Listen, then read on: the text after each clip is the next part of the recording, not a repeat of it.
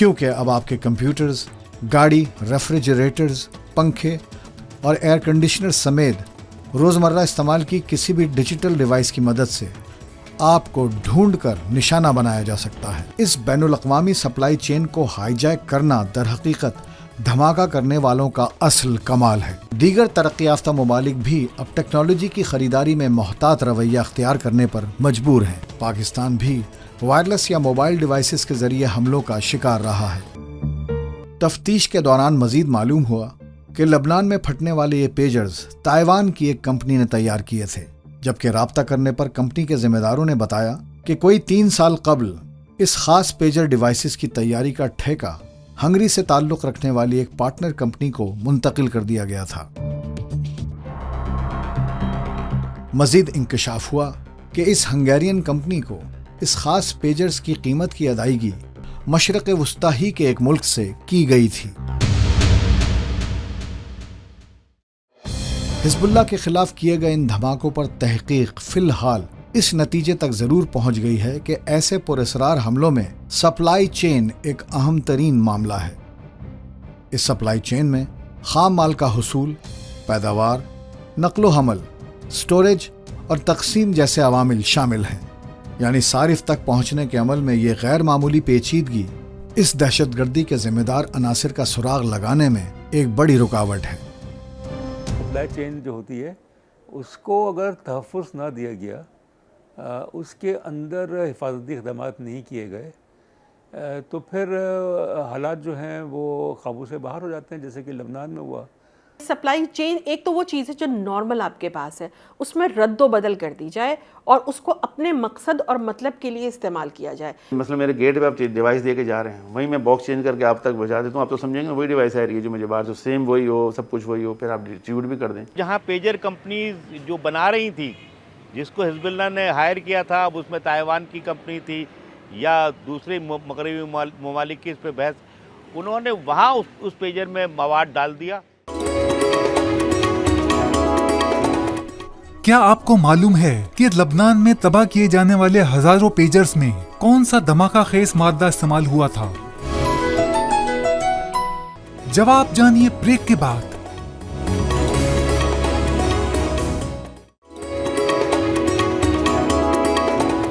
लबनान में तबाह किए जाने वाले पेजर्स में नस्ब लिथियम बैटरी धमाकों का असल सबब थी। इन बैटरियों के फटते ही चारों तरफ बिखर जाने वाले पेजर्स के अपने टुकड़े तमाम तर तबाही का सबब बने। जानो और जानते रहो। अगरचे इसराइल ने अब तक इन धमाकों की जिम्मेदारी कबूल नहीं की है, लेकिन गजा की उमूमी सूरत हाल और तंजीम के खिलाफ पिछली कार्रवाइयों के सबब इन धमाकों में इसराइल के मुलव्विस होने का खदशा जाहिर किया जा रहा है। हिज़्बुल्लाह सन 1982 में मारिज़ वजूद में आई। कहा जाता है कि साल 1978 में जनूबी लबनान में इसराइली मुदाखलत और फिर बार बार दखल अंदाजी के सबब इस तंजीम की बुनियाद रखी गई थी। लबनान में मुतहरिक इस शिया तंजीम को ईरान की सियासी हिमायत भी हासिल है।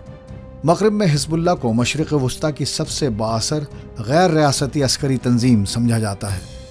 चंद ममालिक इसे दहशतगर्द तंजीम भी करार दे चुके हैं। हिज़्बुल्लाह के चंद बुनियादी मकासद में खित्ते से मग़रिबी ताकतों और इनके हमायती याफ्ता इत्तेहादियों का मुकम्मल इनखला और इसराइली रियासत की मुकम्मल तबाही शामिल हैं। 27 सितंबर सन 2024।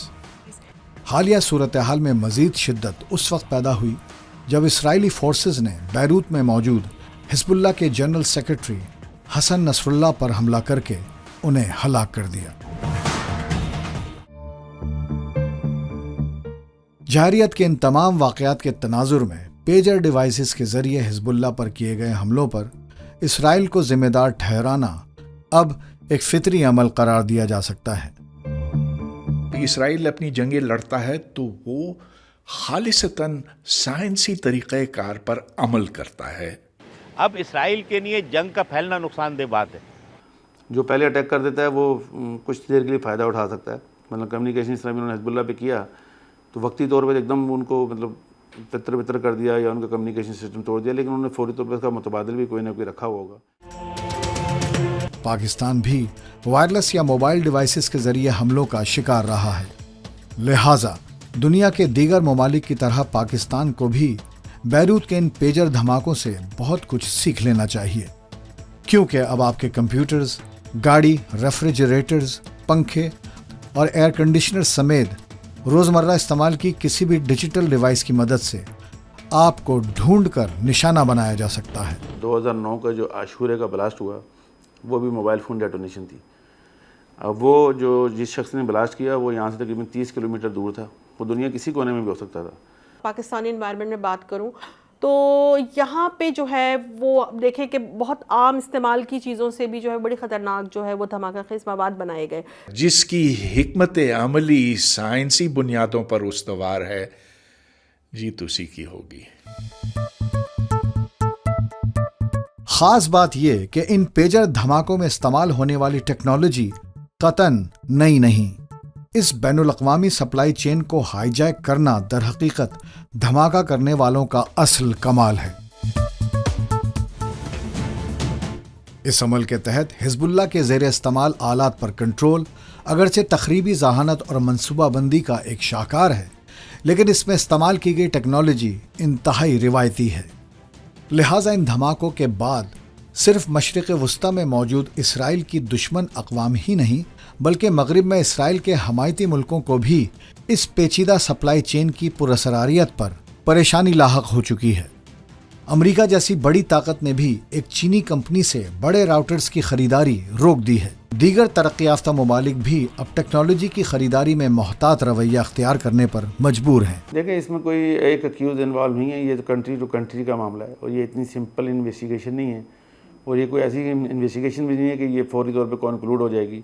ड्रोन्स इस्तेमाल होते हैं, आहिस्ता आहिस्ता जो है वो ह्यूमन इंटरवेंशन कम होती जा रही है और जो है वो टेक्नोलॉजी की तरफ जा रहे हैं। टेक्नोलॉजी तो खरीदी जा सकती है, असल सवाल ये है कि आपकी हिकमत अमली क्या है, आपने साइंसी तरीक़ेकार को किस हद तक समझा है और किस हद तक आपने उसके ऊपर अमल किया है। सच ये है कि लबनान में किए गए इन पेजर हमलों के बाद आज आलमी सतह पर दस्तयाब जदीद तरीन हथियार भी मुकम्मल तौर पर नाकारा करार दिए जा सकते हैं।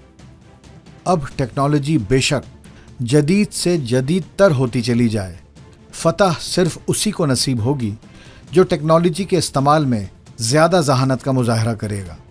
हमें इसके लिए ज़हनी तौर पे तैयार रहना चाहिए और इसके रेमेडी के लिए जो है हमें अभी से जो है वो जो है तवज्जो इस पे देनी चाहिए। तो हर वो चीज़ जिसमें टेक्नोलॉजी आती है वो वल्नरेबल है और इस सूरत हाल में दुनिया के हर खास आम शहरी का सबसे बड़ा खदशा यह है कि कहीं इसका वॉकी टॉकी, इसका मोबाइल फ़ोन, कार या रेफ्रिजरेटर देर सवेर खुद इसके लिए जान का खतरा तो नहीं साबित होंगे।